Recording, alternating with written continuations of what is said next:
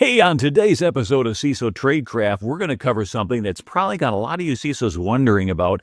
Are we ever going to professionalize our industry? Are we going to be able to have some sort of standard that we all meet? Well, I've got two gentlemen who are going to tell you exactly how it's going to happen. Stay tuned.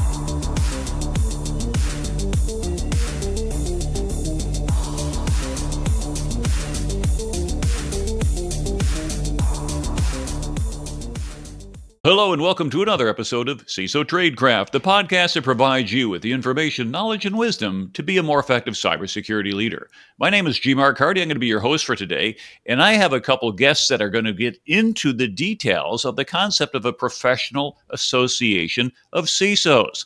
And I've got Tyson Kopczynski, Steve Zalewski. Welcome to the show. Thank you, Mark. Pleasure to be here. Pleasure to be here, Mark. So, we were talking a little bit earlier, we had a call a few days ago about the concept of a professional association of CISOs, which I think is rather, interesting because like most of us consider ourselves to be professionals. However, there isn't an accrediting body like there is to say I'm a CPA or I'm a doctor or an attorney or something like that. And so let's kind of start a little bit of a background, perhaps. How did you come up with the idea? Was it your idea, or are you just kind of along for the ride, of how do we make us a profession, so to speak? Well, that's a really great question. To be honest, it actually didn't start in that corner per se. The corner that it started in was really around how CISOs themselves are increasingly not falling afoul, that's probably the wrong term, but increasingly having more and more personal liability with regards to their job and their role. Really good public examples of that are with Joe and Tim and kind of their trials and tribulations that they've encountered over the past couple of years. And so when you think about what has now occurred around this thing called the Professional Association of CISOs, it really started as a conversation among CISOs, and literally, I believe the first, or one of the first conversations, or at least something that was more structured, was at RSA last year, where they came together and started talking about, hey, how can we create a insurance product to better protect us from a liability standpoint, so PLI product. And that conversation then kind of continued at the Team8 Summit with an unconference session that was kind of ran by Charles Blommer and a group of CISOs, where it then morphed from, hey, we need to protect ourselves from a liability standpoint, to no, we actually need to professionalize what it is that we're doing and actually have something that is standing behind us supporting that aspect. And so that's kind of like the genesis. And then it kind of went forward from there into like further conversations, further roundtables, to kind of fall of last year, where a group of us came together and started actually standing up the structure. And then October, we were kind of in stealth mode. We had some founding members that joined us. And then in November, we kind of took the wrapper off. We had a very public statement on this is what we're doing. And here we are today, obviously chatting to you about what it is that we're doing. Interesting. Yeah. So for most of us kind of know the fates of for Joe Sullivan and Tim Brown. They have kind of led in a way. They discovered that being a CISO does offer some pretty dangerous legal traps. And even if your organization chooses to keep you around or defend you, you might end up with a fantastic amount of legal bills, even if you're adjudicated to be innocent. And so the whole idea that is, how do we de-risk, if you will, from a personal perspective, the role of a CISO? Because I remember when those two cases came out, there was a lot of discussion about the chilling effect it may have in our career paths, where a lot of us saying, hey, I don't mind doing this job, but I don't want to be the person who gets shot at, because you become the chief incident scapegoat officer, and that's not a fun place to be. And so you've talked about kind of the development starting there at RSA and the idea, hey, maybe we should protect ourselves. And then it's morphed now into almost an organization. So beyond just being able to go ahead and do like a group policy, okay, hey, there's a whole bunch of us, and so now we have buying power to get insurance. What is the value, if you will, for someone to say, hey, I want to be part of this? So this is where I came in. So with Tyson and Heather Hinton, they had obviously started down this path, and then they approached me and I joined. And this is where my focus is the practice of cybersecurity for 30 years, which is what we were doing, okay? And the creation of the CISO title is one that even today you can either anoint yourself or appoint yourself a CISO, right? And that CISO word has now kind of propagated into a whole different set of things. A field CISO, a retained CISO, an operating CISO, right? And so the question we were then tackling is, if we're going to now take this from the practice of cybersecurity to the profession of a CISO, that means we really do have to establish some basic understanding, rubric, and competencies and levels of what the word CISO means. So we go back to, we got to establish a definition, but we have to measure against the definition, right? And that's what makes the profession. And now, in opening that kind of door, we're now working through well, if you're a field CISO, right, or you're a retained CISO, or you're a virtual CISO, versus you're an operating CISO for a Fortune 50, or you're an operating CISO for a small to medium enterprise, okay? How do we look at all those things and evaluate them on a common plane to be able to now realize what is it that a business is looking for in a CISO, and how do the CISOs themselves, right, put themselves in front of an accreditation process, not a certification process? Right? And so now you see where we are moving forward to is lots of the community has certifications, which is pass a test. And what we're saying is similar to the American Bar Association or the American Medical Association or the CPA, is it's not about memorizing content. It's about demonstrating operational expertise as well as theoretical expertise in a way that we measure it equally. And now everybody understands what it means to be accredited as a CISO versus certified to have taken some CISO courses. And a lot of these courses were developed long before really CISO became a hard career path. And so I was privileged to teach at the SANS Institute for almost a decade, and I was their lead instructor for their 512 and their 514 courses, which are today now branded as leadership courses, and they're really focused on providing CISOs with the skill sets they need.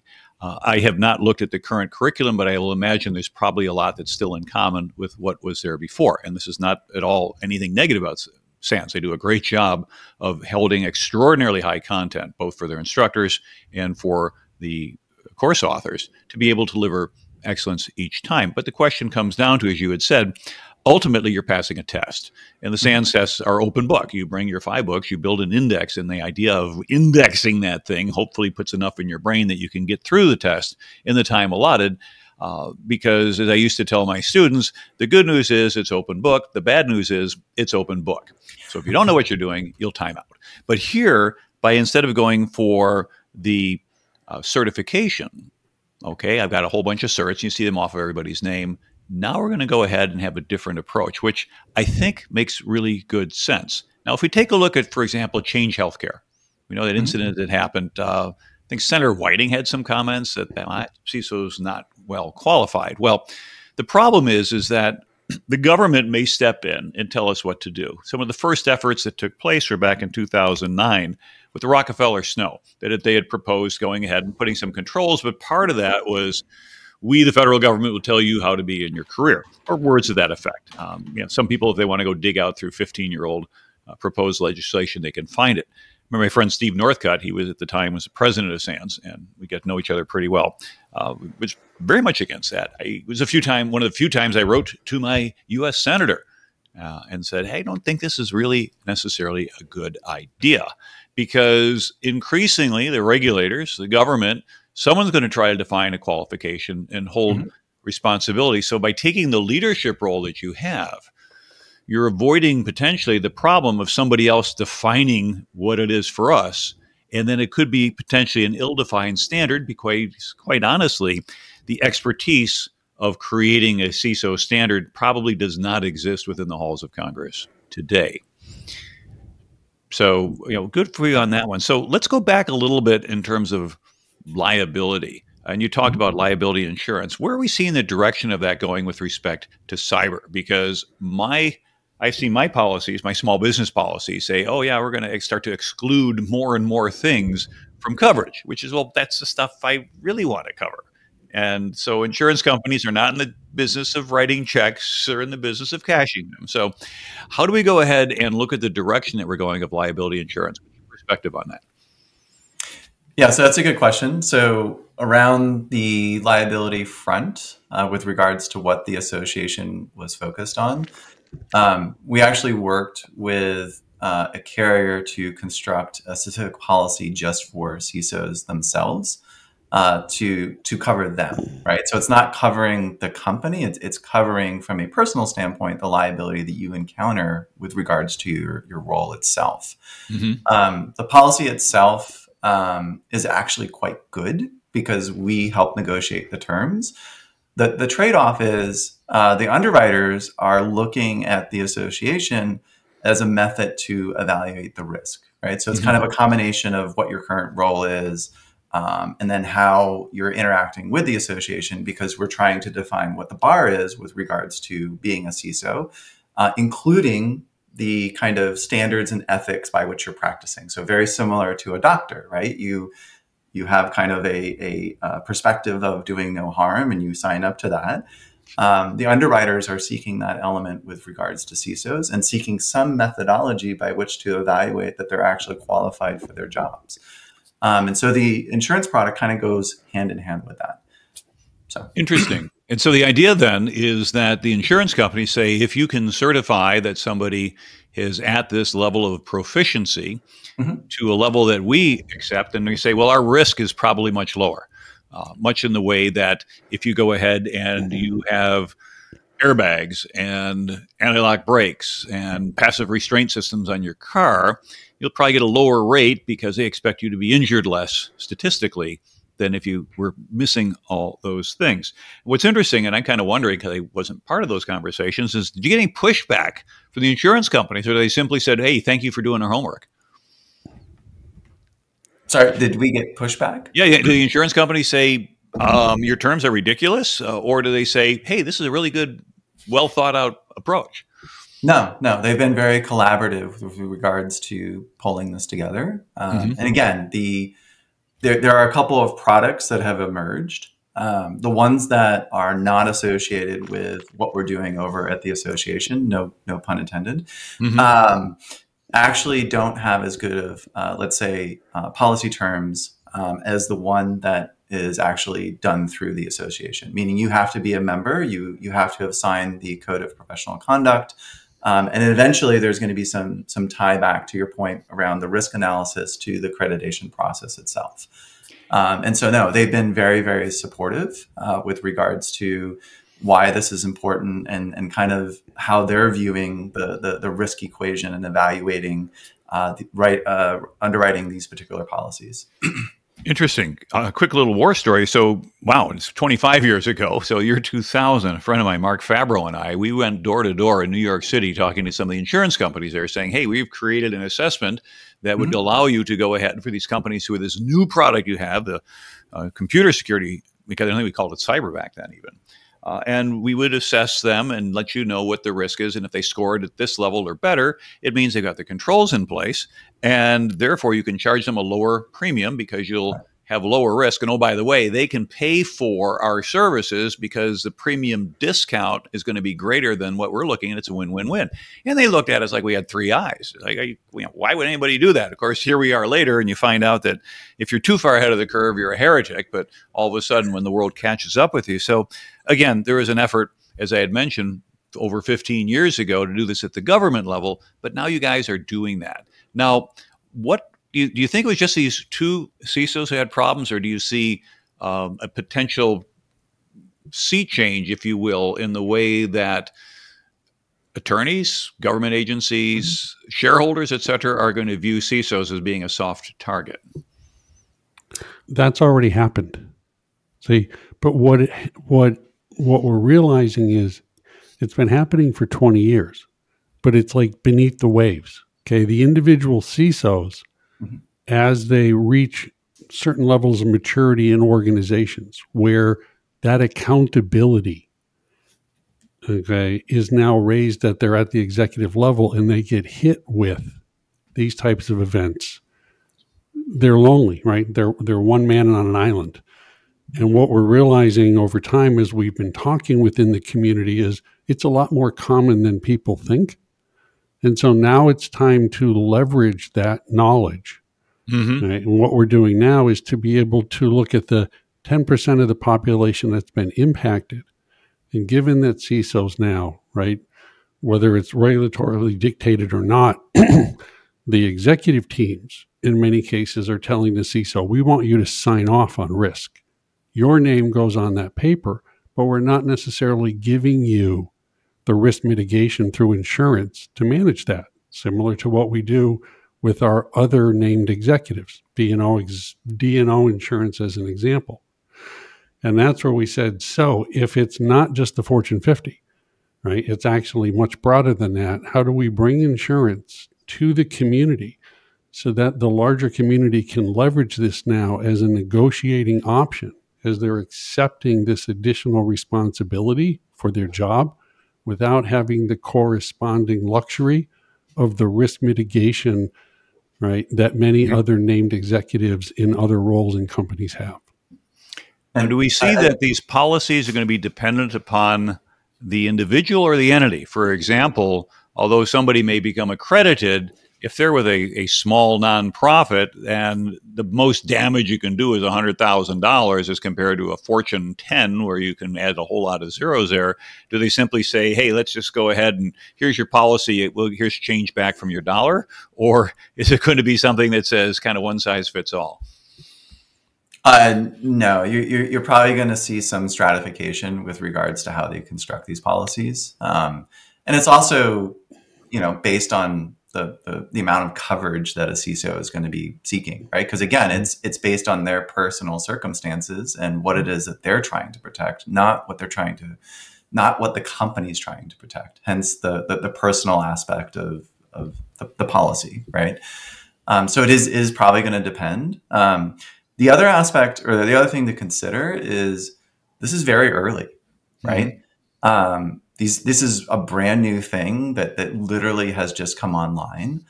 And to Steve's point, with regards that this has been happening kind of like under the current for a very long time, in a sense, the dam is also broken in that you have these very public cases that have emerged that now more folks are going to realize that CISOs themselves are, targets, right? They're soft targets, right? And so that, in a sense, kind of compounds the urgency with regards to us organizing as a profession, right? Because there's ultimately safety in numbers, right? If we are not standing up for ourselves and we're individually kind of encountering these trials and tribulations, you're not going to survive. Mm-hmm. Right? Especially considering the dam is broken, and it's probably going to become increasingly more prevalent to go after the CISO with regards to accountability.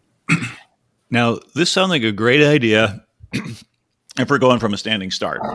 Okay, so yep. I'm a private pilot. I have my pilot certificate. I did meet a gentleman in the 1990s who had his pilot certificate signed by Orville Wright himself because he got his ticket in 1931. And they said that Orville Wright, who was really the first director of what we call the FAA today, was the only guy who never legally required to have a pilot certificate because there was nobody qualified to sign his ticket. All right, I get that. The guy's name was Judge Spain, by the way. I'd like to learn more about him. He was very, very old back then when I met him. I think he was in his 90s. And so caught up with a little piece of history. But today, we've got a proliferation of CISOs, some that are extraordinarily well qualified and well trained. Some of them have just said, I are a CISO. They open up a little matchbook cover, and on one side you can drive a long haul truck, and the other side you can become a CISO, and that's where they went there. But how do we go ahead and deal with the fact that all these people are out there? Do we have like a little admission test? It's almost like, well, you have to have 3 certs you have to be this tall to ride. Or is the accreditation process not going to require any of those external certifications, but will it be completely self-contained from your perspective? That is where a lot of the thinking is going in, right? Because as we peel back the problem, that's exactly what we're realizing is for people that want to be CISOs, that are on the career path, okay, then we've got to establish the attestation accreditation processes to give them the on-ramp, right, and the stages to go through. So we're thinking through with that, okay? But when's the last time a new professional association like the ABA or the AMA or the, CPA have come forward, right? So this is not common that we're establishing a brand new profession for cybersecurity. So the question becomes, what do we do, right, with all of the individuals for the last 20 or 25 years where we're trying to create an onboarding process for them that isn't start at the beginning, but that as fellows, they've been well established, right? People know it, that they go through the process in a lighter weight and are part of the leadership team to help us to continue to refine the accreditation and attestation process for the ones that are coming forward. So we really do have those 2 stages, right, of the challenge we have right now. And we're using, right, senior leadership in the security industry to work with us as we establish this process and you go through it to realize we kind of have a chicken and egg problem, which is we have to jumpstart it with senior leaders that people acknowledge, understand the problem for the first classes of, looking to be CISOs or CISOs at certain levels to be able to jump on. So that is something we have been really actively working with. And that's why we said is when you start to look at the word CISO and all the ways it's being used, right, establishing kind of that spreadsheet of what they are versus what they need to be has been really foundational here is we're starting to let people see, right, just the fact that I can drive a car, right? The ability to drive a minivan or drive a sports car is very, very different. And right now, everybody just is simply saying, I have a driver's license. And we're saying, well, that's not good enough now. These are the gradients. Tyson, you want to add in on that? Because no, I think that hits the head on the nail. I mean, look, at the end of the day, you kind of have to start somewhere, right? I mean, like you look at doctors, like doctors have been a profession for how long, right? When you look at the process that they go through in the US to become licensed, it's 150 years or something of that nature, right? And so, to Steve's point, these things don't happen very often.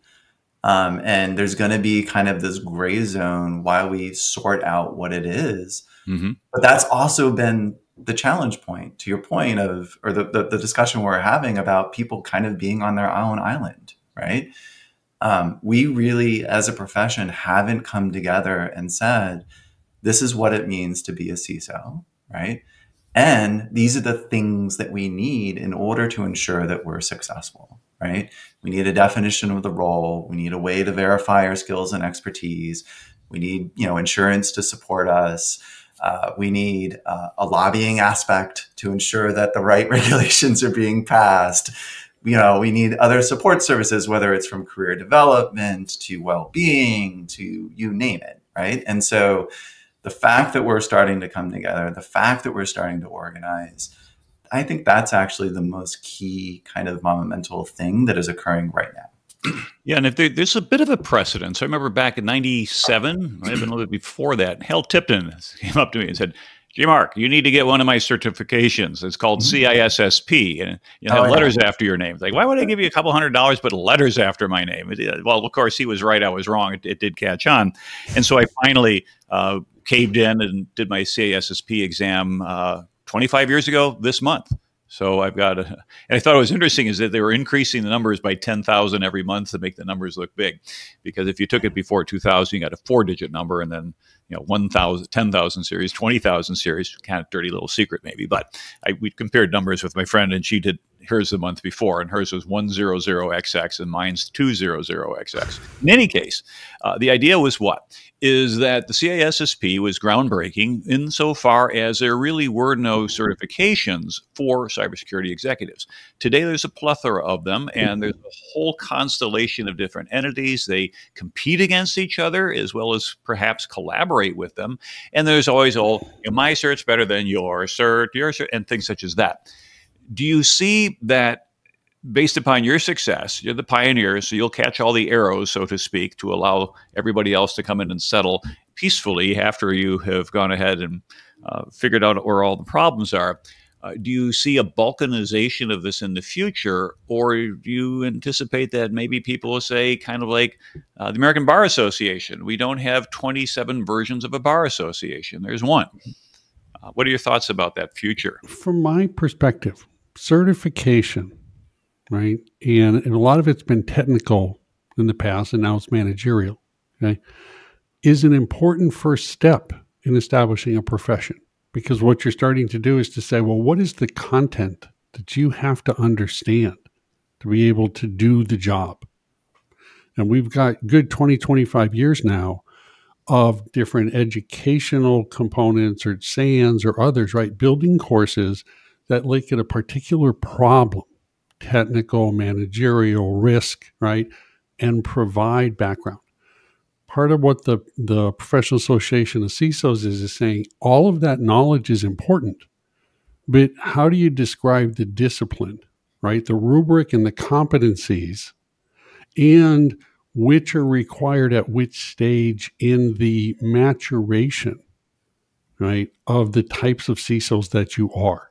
So that all of that certification is still incredibly important, but we as a nonprofit now are giving people the ability to look at all of that and apply it against an accreditation process to know not necessarily the order, that too, but the practicality of what they need to be able to then go in front of a body of your peers, right, with a very clear definition of the competencies and the levels of expertise you need to be able to be accredited to, you are a CISO at this level and have demonstrated the ability to execute in these types of environments. So we see this as very additive, which was we're moving up the pyramid of now establishing the next level of maturation that would have been difficult without all of these certifications to establish the body of knowledge that we're now trying to organize. Interesting. Okay, so for example, in my military career, I'd had the privilege to serve in command a number of times. I actually had 9 commands over the career, and the smallest command I had when you're a lieutenant or lieutenant commander isn't all that big. Then you end up with a major command where you have hundreds or thousands, or in one case over 10,000 sailors, and you're still a commanding officer. You're still a CISO using the parallel, but your scope of responsibility is much greater, and you look for the seasoning and the expertise. You're not going to put a young lieutenant in charge of 10,000 people when you've got people who've been around for 25 years who know that. So do you see that as we go from a CISO, someone joining and they accept the code of professional conduct, which you've talked about before, then they can register, and then they can do the attestations, and then finally accreditation. We can talk a little bit about this flow of a little bit. Is that then kind of here's my ticket, I can go hunt for CISO jobs, I've got my insurance? Or do we see this as sort of coming out to be almost like, okay, you've done really well at this level, now here is you're cleared or you're certified, almost going back to the pilots thing. Okay, I can fly a single engine land. If I want to fly multi-engine, it's a different endorsement. If I want to be an airline transport pilot, it's a different endorsement. We start putting endorsements to say, hey, we're going to endorse you to be a Fortune 100 CISO.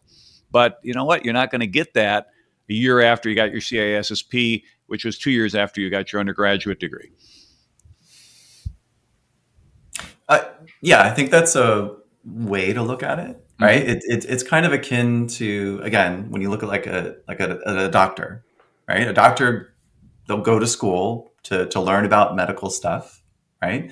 They're going to go take that knowledge then and apply it through a residency program, right?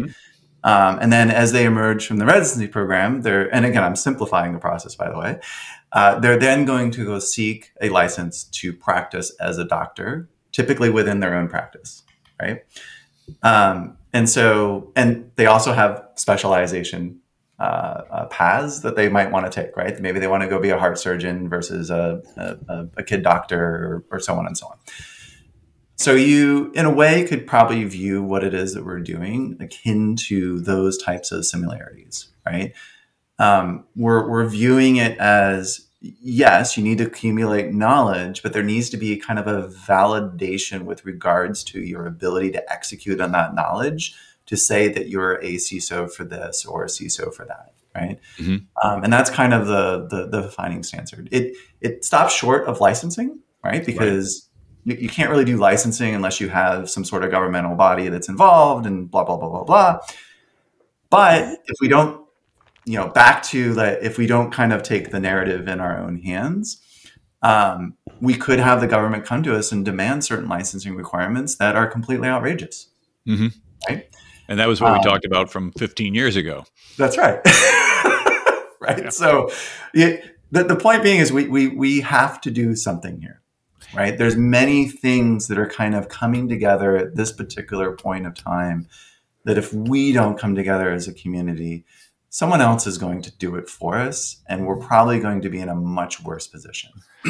So let's go ahead and run with this and say, for someone who's watching or listening to our show, hey, I'm interested. Now, before I sign up and join, what would my experience be? So I know you've got different membership and accreditation levels. Do you want to talk about that briefly, or I got the slide up here, but I figured you guys know your material better than I do, but I try to do my homework.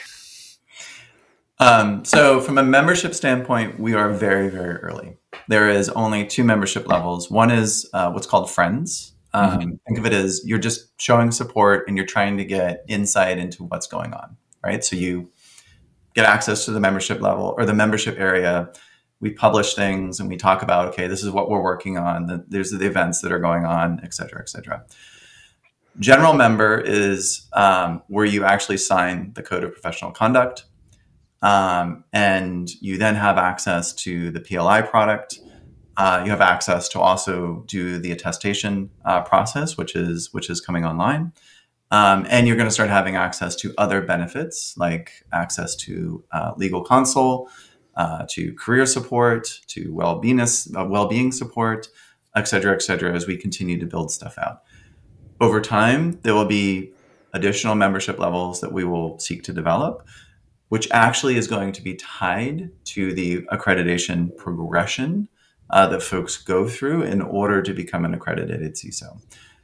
Steve, do you want to talk about kind of accreditation a little bit further underneath with regards to how we're building out and thinking about things? To Tyson's point, once you join general membership, the way we're thinking this through is there are 3 stages after that. You can be an associate CISO, meaning if you think about it like lawyers, you can be a paralegal.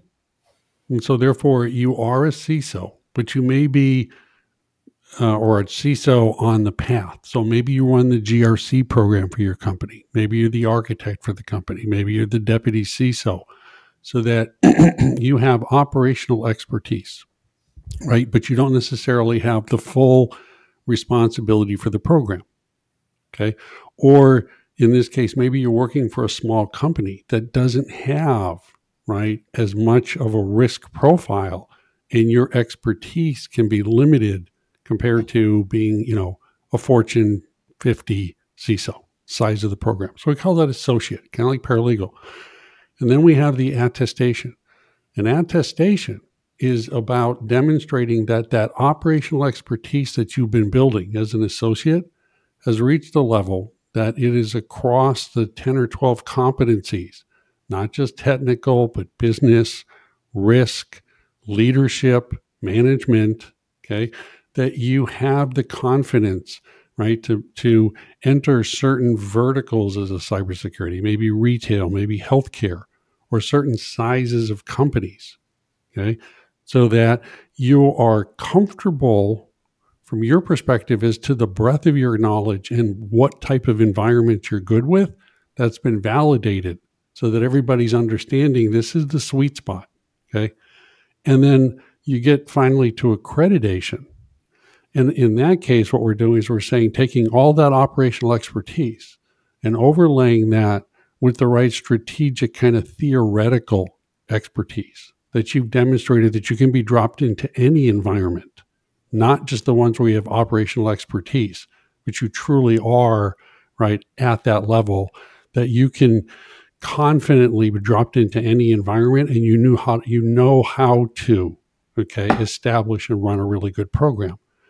That's what we're thinking about. That's how we're positioning it. We've actually on our cohort 2, so we've done a first cohort for the attestation stage. So from an associate CISO signed on general membership, taking them through attestation. We're doing a second cohort now, just kicked it off, that for RSA, we anticipate having the second cohort through.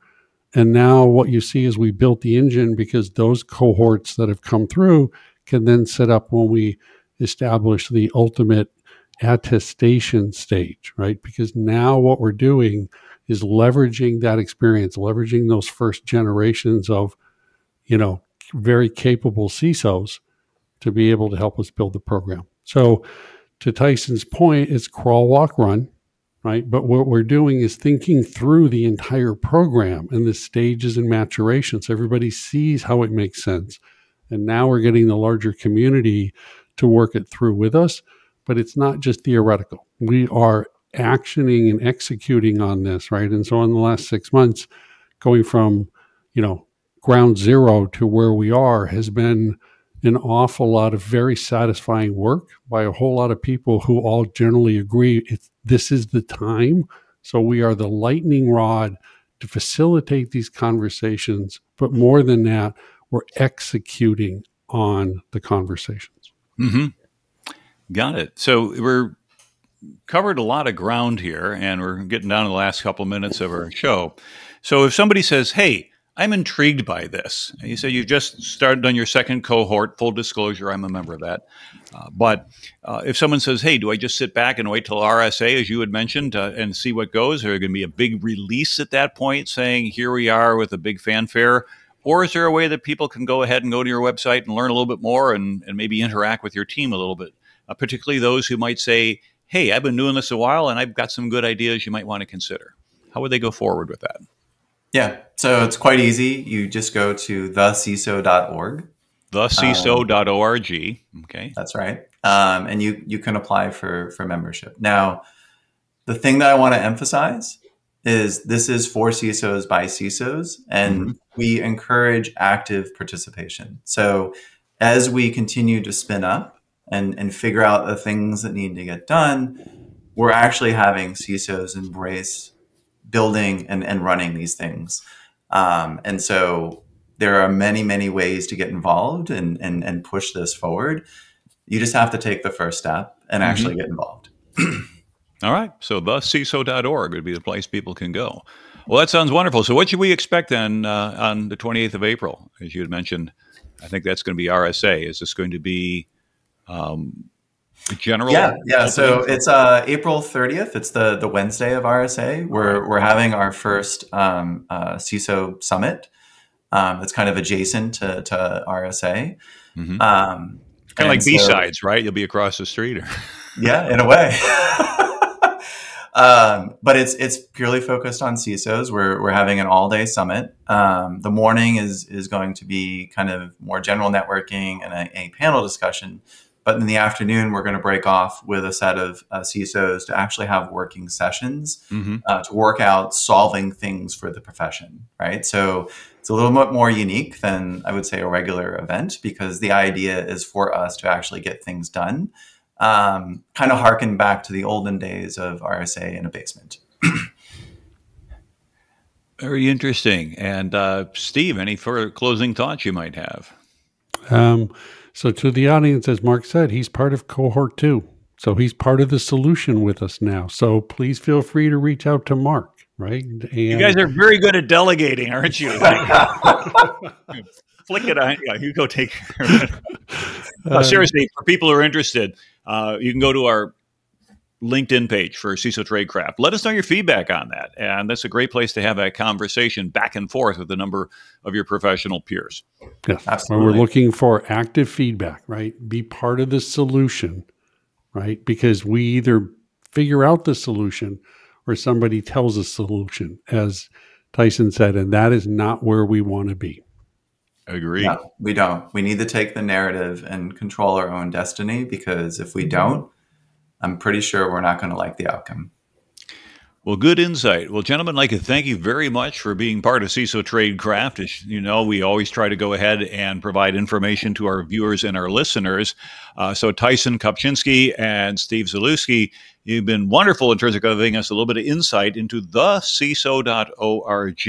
If you like CISO Tradecraft, don't forget to follow us on LinkedIn or go ahead and subscribe to us on any one of the podcast channels. We're on almost every one of them, plus YouTube. So you can go ahead and see our smiling face when we want to at some point in time. So hopefully you'll find that this is a great addition to your career. If you want more, go take a look. We'll go ahead and put in the show notes the connection for it. And we thank you for being part of our CISO Tradecraft audience. Until next time, this is your host, G. Mark Hardy. Thank you for listening or watching, and stay safe out there.